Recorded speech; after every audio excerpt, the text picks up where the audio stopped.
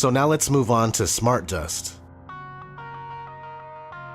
This powder-sized chip, and that's a salt crystal, so this is a small thing, is something called the Mu chip from Hitachi. It's the smallest commercially available RFID system in the world, and can be pulse-powered by radio waves. It doesn't require a battery. You can literally scatter this stuff like dust, or embed it into a sheet of paper.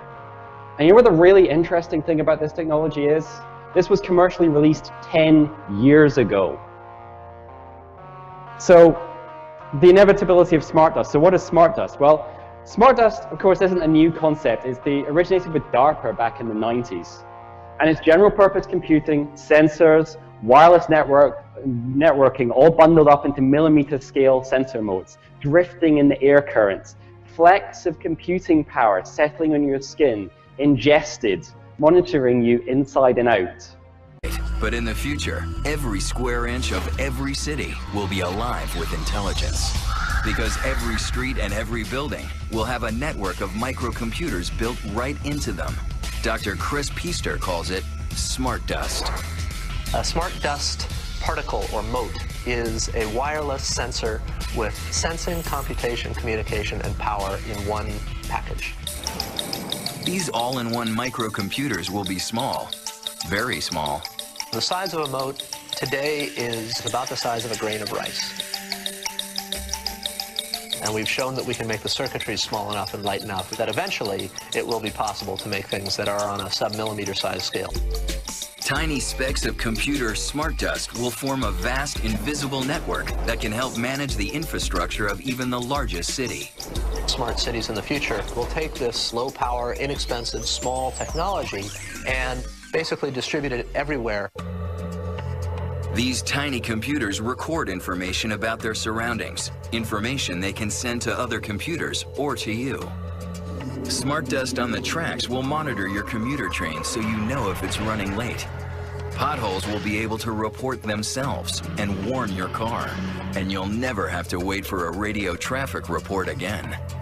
They're monitoring the flow of traffic and giving you alerts about what route is the right way to go to keep the traffic moving. Bridges will get a coating of smart dust particles that can warn us when they detect stress fractures, helping avoid deadly collapses. But smart dust will also allow buildings and streets to recognize you and respond accordingly. I think increasingly the environment will respond to who we are and adapt in consequence. The city will know where you are if you want it to. Your workplace will know you. Smart dust at the entrance will boot up your computer. And smart dust embedded in the elevator doors will automatically ring your floor. Smart dust is going to sense the environment and allow us to improve the way that we live our lives. No matter how we live in the future city, it will be radically different. New research in Britain has raised concerns about the potentially harmful effect of nanoparticles. The emerging technology is used in a variety of medicines and even sunscreen. The research found that the small particles could damage the DNA of cells. They're tiny microscopic particles which can store and release drugs in specific areas of the body. As a result, nanoparticles are increasingly being used in medicine and surgery. But because the particles are so small, there's been growing concerns about potential toxicity. There's an emerging sort of body of evidence that says that for some particles of certain scales and of certain materials, that there are potential health risks. New British research has added to that concern. It found nanoparticles could damage cells without even entering them. Scientists found the particles change the function of cells and how they communicate with other cells. What this study shows is that even with a barrier between the blood supply where the nanoparticles are and cells, that there can be damage to cells, and not just a bit of damage, but significant damage to the DNA. One of the biggest areas of concerns has been the use of nanoparticles in sunscreen. A review this year by the Therapeutic Goods Administration found sunscreen was safe and that the particles didn't penetrate skin cells. If trends in science continue, there's no doubt nanoparticles will be used more and more. We really need to do fairly sophisticated studies of the toxicity of nanoparticles before we used them extensively in humans. The TGA says it will monitor scientific literature should any tangible safety concerns be identified. Sophie Scott, ABC News. We have to realize that as robots become more sophisticated, more intelligent, there is a chance that they could become very, very superior to us, in which case we should think about merging with them. Alright, so smart dust is a reality, and it's possible that they are already distributing smart dust by way of chemtrails. And real quick, chemtrails are admittedly true, and many people don't believe they exist still.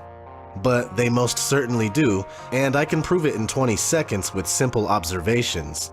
1. Sometimes chemtrail planes fly parallel to normal planes, and the normal plane clearly shows regular condensation trails. And 2.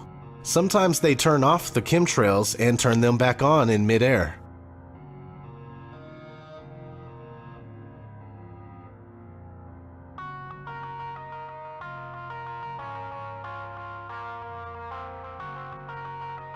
So this leads me to my next point. Let's have a look at Morgellons disease. Good evening. Tonight we're going to focus on a controversial and mysterious condition known as Morgellons. There are thousands who say they suffer from its bizarre symptoms, but there are many in the worlds of science and medicine who believe that it's all in the mind. Well, now the government has weighed in, acknowledging that people are suffering and accepting the need for proper scientific investigation. So the Centers for Disease Control today announced that it would begin a new in-depth study to try and explain this strange condition. My co-anchor Cynthia McFadden reports. Mary began poring through the medical literature, looking for clues. What she discovered was a 17th century reference to a strange disease with so-called harsh hairs called Morgellons. She named the strange fibers Morgellons disease and put the information on a website. Since then, more than 4,500 people have contacted Mary, claiming they too have Morgellons-type symptoms. If you do a literature search in the medical literature, there is no Morgellons disease. The skin symptoms fit perfectly with the same group of individual symptoms that we saw in patients with delusions of parasitosis. Delusions of parasitosis. In other words, it's all in their heads.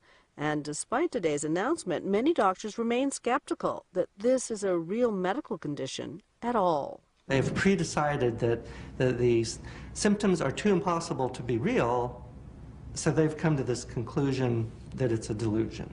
Randy Wymore is not a medical doctor, but he is a scientist at Oklahoma State University. He started out as a skeptic too, but years ago, after taking a closer look at the fibers, he changed his mind. And he says other doctors might also, if only they would look. And the few that have seen patients often have never actually gotten down with either a handheld microscope or a dermatoscope and looked at the patient's skin to see these fibers. On the day we filmed this, Wymore's colleague, Dr. Rhonda Casey, examined that chronic sore on Drew's lip, which after 5 years still had not healed. Plain as day, definitely a fiber. There are fibers there, and I have never seen fibers in any other child's rash similar to this. What are the symptoms, and what, from your view, from your studies, what exactly is Morgellons disease? My view of Morgellons is basically the result of industrialization. The list of symptoms is extremely long.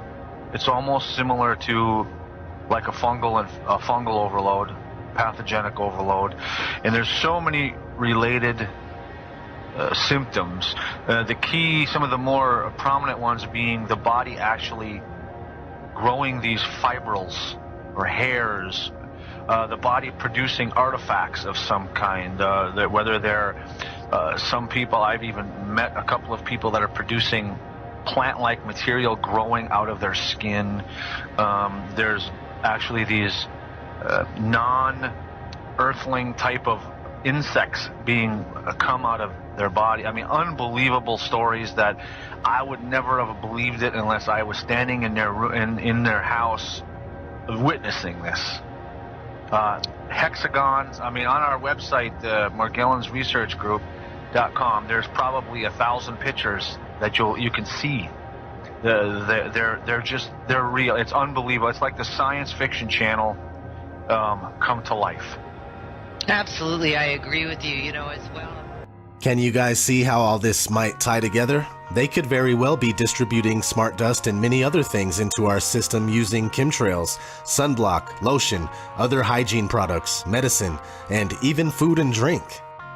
Is this part of an ongoing plan to turn human beings into walking receivers that are dumbed down by toxins and filled with heavy metals? Robot zombie citizens that can easily be tracked and identified as they travel through the smart cities? Are we in the process of a full-on gray goo takeover? Well, I think so. That's why I made this video. This has been ODD. Thanks for watching.